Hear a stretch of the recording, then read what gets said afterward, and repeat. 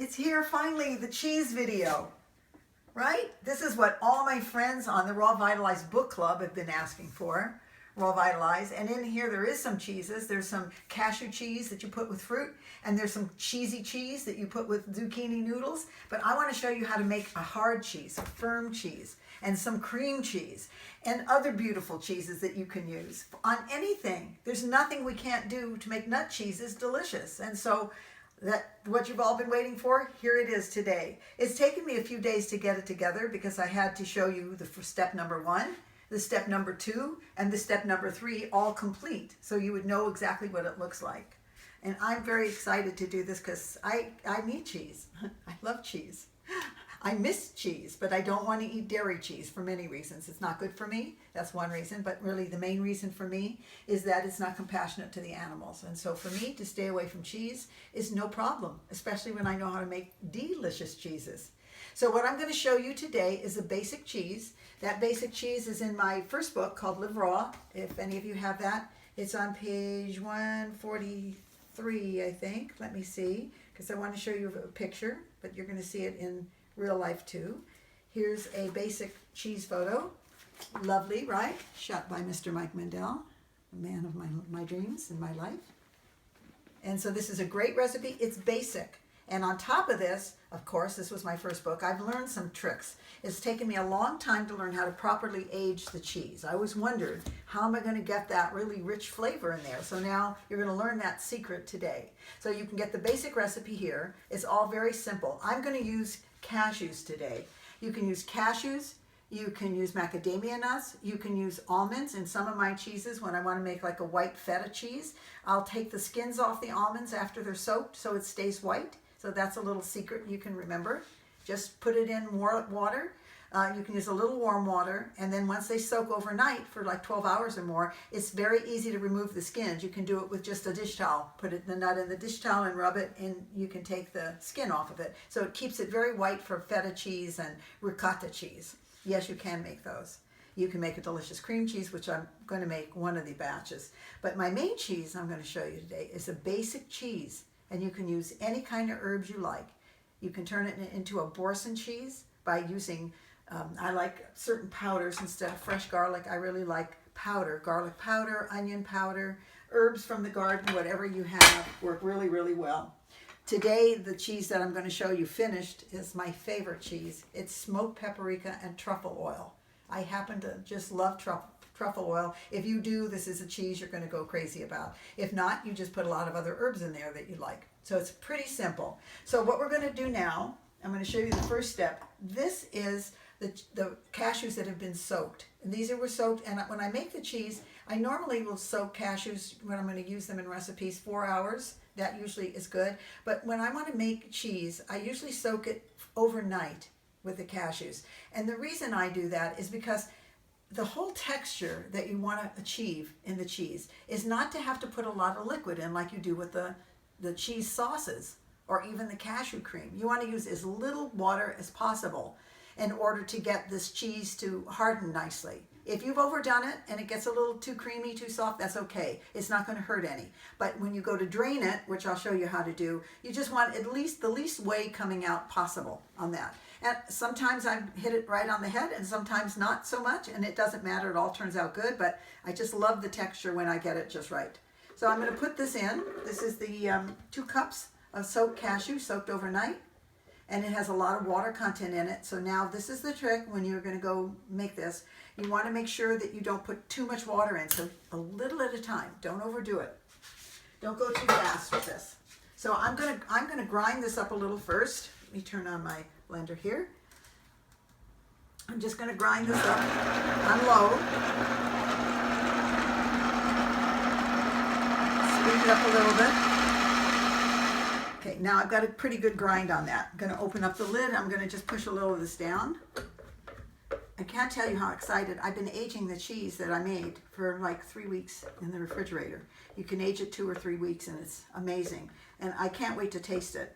And I like to make myself a little sample cheese so I can be tasting. For some reason I didn't do it this time, but I did scrape a little off the top at one point just to taste it, and it was getting good. Okay, let's try a little bit more. Don't rush this. Okay, I think that's good. We're going to push this down, and I'm going to add a quarter of a cup of water at a time. So let me do this. And the only other thing, we can add that now. I was going to wait, but let me add that now. You're going to the first part of this is the nuts, and this is a probiotic capsule. I'm going to put 2 of them in. You can use 1 or 2. I don't know. Lately I've been putting in 2 because I just think it ferments it a little faster. Open up the capsule. If you've been keeping them in the refrigerator, just roll them a little bit so they're not hard, and then you can get them open. You can buy the capsules, probiotic capsules. I can't tell you what kind right now, but I use different kinds. I look for whatever I think is the best at the time. I have some on my website, Young on Raw Food, so you can look there and see which ones I use. I also like to use some that's already been refrigerated. So I'm going to just add a quarter of a cup because I know that's not going to make it too soft. I know I'll have to add more. I'll probably add another half a cup to this. So let's see what we have now. If you have the lovely Vitamix, you can go put a little mix in. See, you'll start to see it move a little faster. I'm going to turn this up a little higher.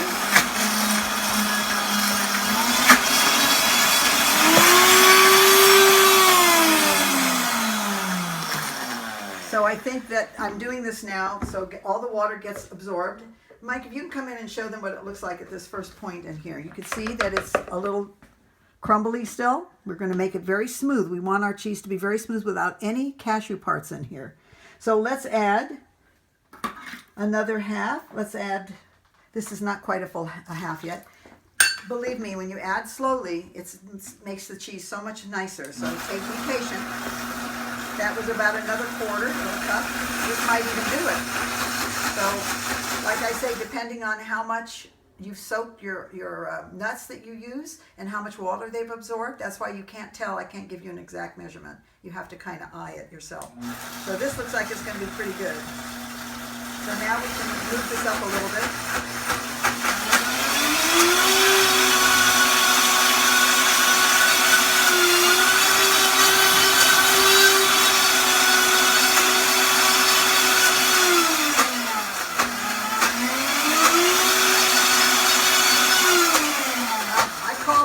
Rocking the button here. You saw what I did. I'm going to do it again some more. Instead of just keeping it at high the whole time, I rock it down a little bit so everything settles a little, and then it starts up again. It seems to chop it up a little more quickly this way. So you can let it go on high, medium, and then high. Then you can rock it down to a little bit lower. You can hear it in there. It still has a lot of nuts going that are too solid. Now we're going to turn it up.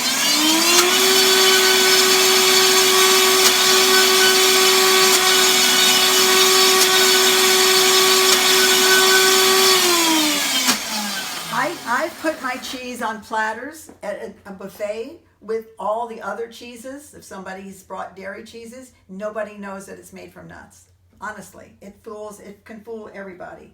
So right now you can see this is getting much better. I can see there's still some grains in here, but we're going to push this down and get it as smooth as possible. It does not need any more water. That was it. So that's why it's best to put in a quarter of a cup to start, and then maybe a tablespoon at a time so you can judge it, but you don't want it any more, whoops, I just got a big glob of it on me.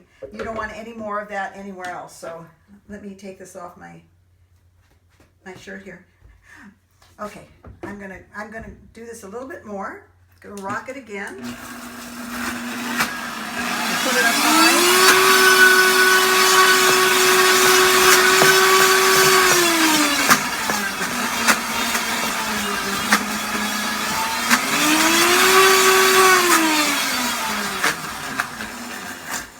I love all my kitchen equipment, but if I had to pick one thing, it would be this. This is it. I'm hoping I can get this done in one part, not a 2-part video, but we'll see. I'll have to wait to see what Mike gives me a signal. Okay, this looks pretty good. I'm going to touch this up here and rub this between my fingers a little bit. Let me just take a little bit of this and see if there's any grit in it. It's very smooth. Excuse me. You don't put anything else in it now. This is going to be the next part. Okay. That's pretty nice. Let me see if I got it all. Okay, I like the grain on that. That's good. There's no grain. It's very, very smooth and still has a nice thick consistency to it.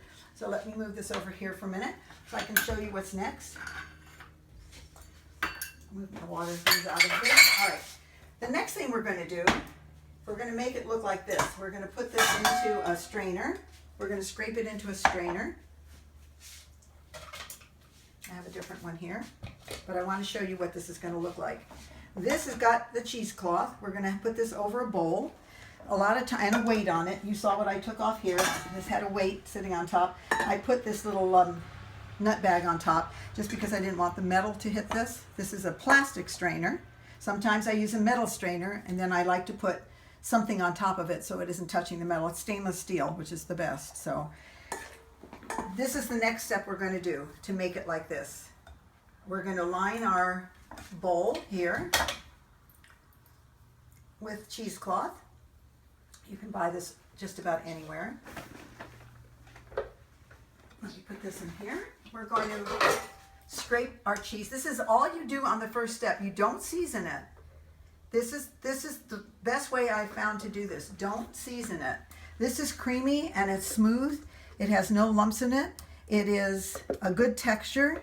Sometimes I even have it a little thicker when I don't put as much water in. But like I say, these nuts were soaking for a long time, so they had more water than I thought. But I'm still happy with this.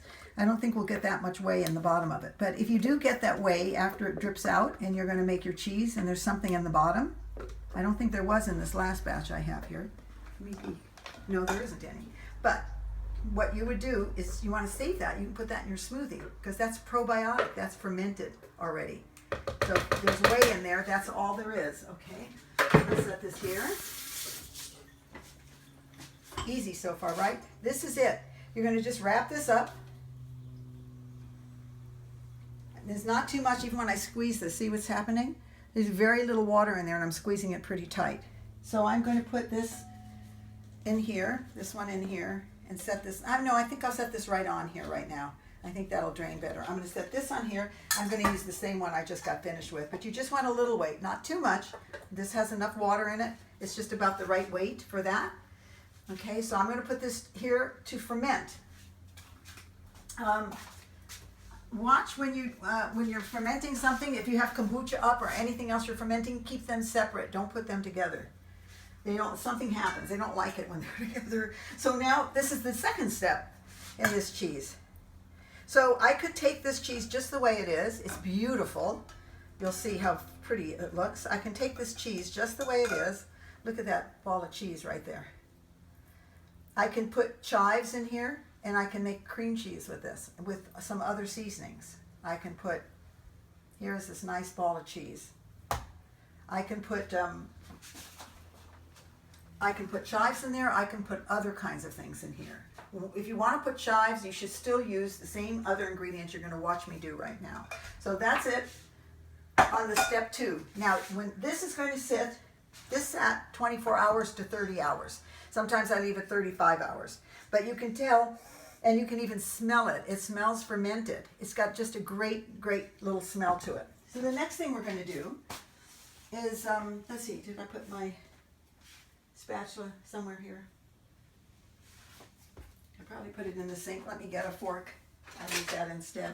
Okay, so the next thing we're going to do, here's where we're going to start to make it taste good. I mean, it already, if you put salt in there and some garlic powder and garlic salt and some seasonings and a bunch of chives, which I have chopped up here. I just picked this from the garden this morning. If you put that in there, you've got cream cheese with chives in it. It's so, so delicious.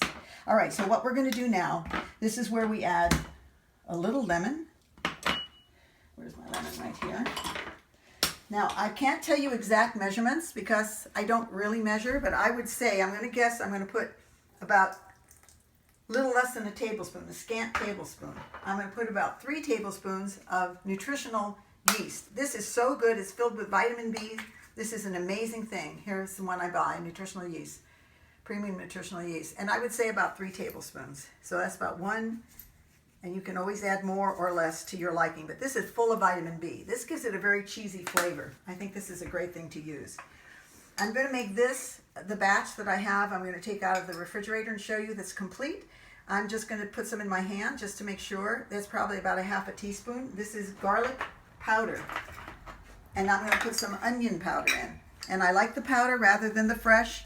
It just works. I don't know what to say. It just works better. I'm only like fresh food and I always use fresh garlic, but not in this. Now we're going to start to season it. I have this very special salt that I'm going to use that I got when it's Majorcan salt and it's seasoned. It's a beautiful sea salt. It smells great. I'm just going to use it. If you have some seasoning salt you like, this is all about your own creativity. Like with everything I make, I like you to add what you like to it because I think that's important. We're going to put in black pepper because I'm a big fan of black pepper and cheese. I've got some regular salt. I'll put a little bit more in because I know a pinch or two. You're going to taste this, so don't worry about the measurements. Use less, and then as you work up, you might need more because sometimes this absorbs everything so quickly. So my choice today, I'm going to put for color and for health a little turmeric. It's really makes it a beautiful color. So I love that really a lot. That's a great thing.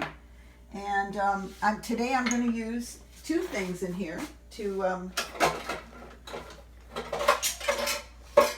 there it is. I always miss this thing when I put it in my blender. Okay, two things today that I'm going to put in here, which I love, is smoked paprika, or paprika as some people call it.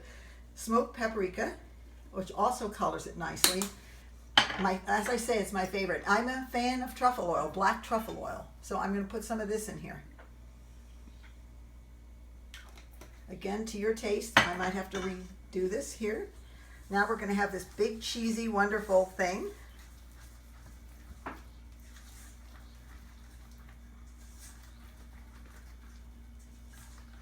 Oh my gosh, this smells so good. Really smells great. I'm going to give it a little taste here. See if I need more of something in here.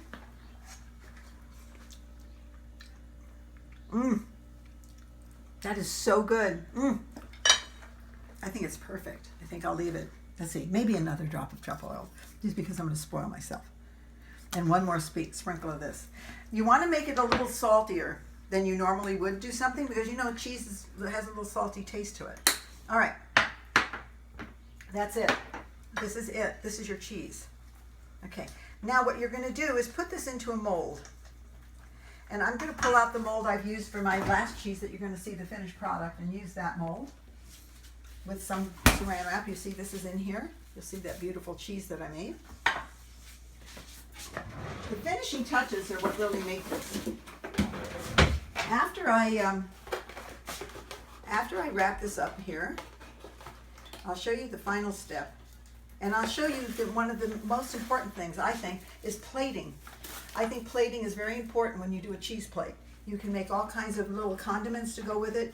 You can use just, you can use grapes. You can use apples or pears, something like that. So now we're just going to put this in here. I'm going to scrape this in.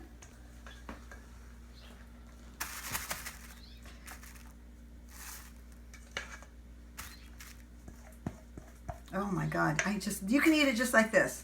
That's what I want to tell you. If you want to spread this on a cracker, you can go for it right there. It is delicious right now. But now, here's where the aging comes in.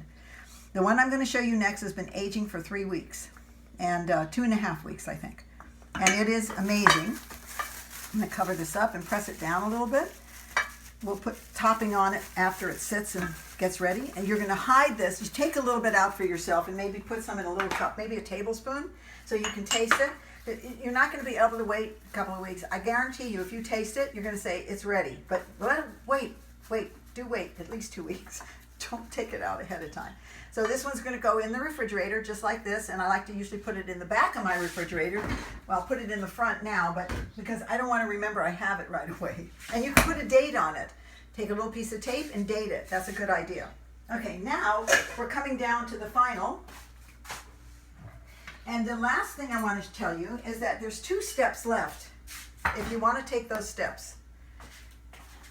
To really age it well and to get a little crust on it, you want to do this. You're going to take your cheese out of its wrap very easily, and you're going to place it right on this screen. this screen that you're going to use in your dehydrator. If you don't have a dehydrator, don't worry about this step. The first thing you're going to do is you're going to take the cheese that's been in there. This can come out of the freezer. You're going to freeze the cheese out of the refrigerator that I just made, just to make this clear. I just put that away. It's going to stay in for 2 weeks or 3 weeks. And then I'm going to take that dish out and stick it in the freezer for 24 hours. After the 24 hours, I'm going to take that out, unwrap it like I'm doing now, and I'm going to put it on this screen that goes in my Excalibur dehydrator tray.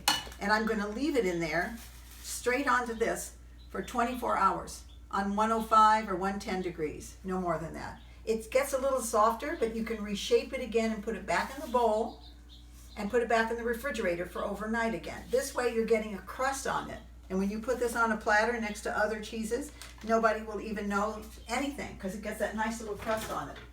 So right now, I'm going to do this. I also have an amazing cracker that I made, my newest crackers. I'm going to give you the recipe for it because it is really, really delicious. I'm going to post the cheese recipe first. You can go to Raw Vitalized Book Club on Facebook, Raw Vitalized Book Club, and I'm going to post this video there, and I'm going to post the recipe there as well. I'll write the recipe out. I'll also put the recipe on my website, youngonrawfood.com. So now what I'm going to do is I'm going to make just a little cheese platter here. You can put this out here with a couple cheese knives. You can put some crackers out. We're going to slice a pear up and put the pear on here as well.